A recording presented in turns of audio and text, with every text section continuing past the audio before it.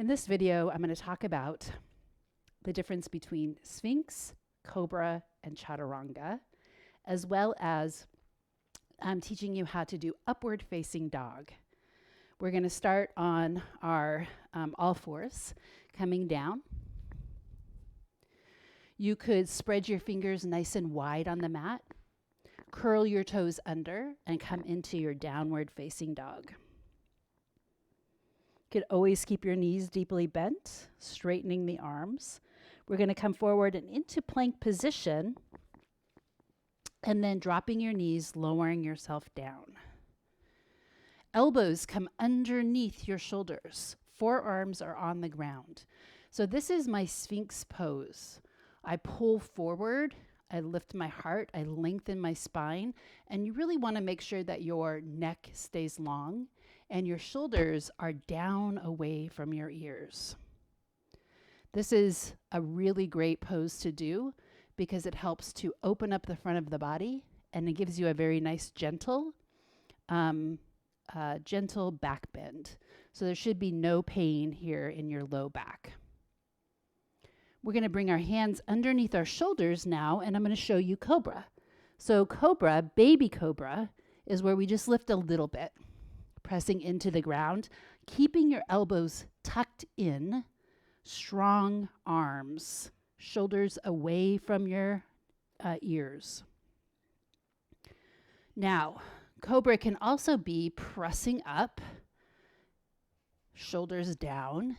Notice that my arms are not straight, so I'm having to expend quite a bit of energy, keeping my arms bent.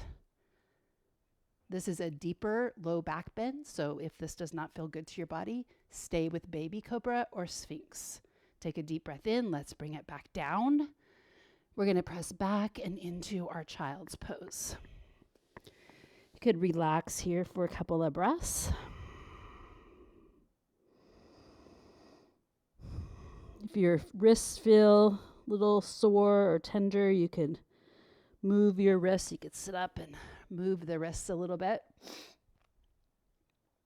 Now, I did a tutorial on Chaturanga, which is the four-limbed staff pose. This pose requires quite a bit of upper body strength and a little bit of finesse. So we could bring ourselves forward, coming into plank position, and then bring ourselves forward so that our hands are back behind our shoulders, and then lower ourselves down, just maybe a little bit or a little bit more, and then press back and into your downward dog. So oftentimes, Chaturanga and upward facing dog are done together. And so let's do the upward facing dog first. So coming back into plank position, drop your knees, and then keep your hands a little bit back behind your shoulders. So unlike Cobra, where your hands are underneath your shoulders, in upward facing dog, your hands are back at like chest level.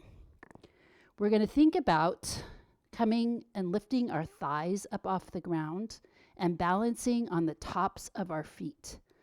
So taking a deep breath in, we're going to press up and straighten the arms. Lifting your legs up. So notice here, my arms can be straight. So technically in Cobra, we don't want arms to be straight. I want my legs up off the ground. Now from here, we could go to downward dog. Sometimes they say roll over your feet, but you could just flip them. If you have toes like mine that don't like to be rolled over, and come into your downward dog. Breathe. Taking a deep breath in, come back forward. We could come way back forward. We could flip our feet and come into upward facing dog, keeping our knees, our thighs nice and strong. Flipping your feet again, coming into your downward dog. So let's put this together into a little flow. So let's find our way into standing. You could come onto the balls of your feet, pressing into the ground. and then stepping forward. Okay, so this is a vinyasa, or what they sometimes say, vinyas now. So this would be like done in between other poses. So we take a deep breath in, forward fold, right foot steps back, left foot steps back, downward dog, plank position, chaturanga, flip your feet, upward facing dog, flip your feet, downward facing dog. Take the right leg up into the sky, step it forward between the hands, step the other foot forward, coming up. Let's do the other side. Take a deep breath in, forward fold, left foot steps back, downward dog, right foot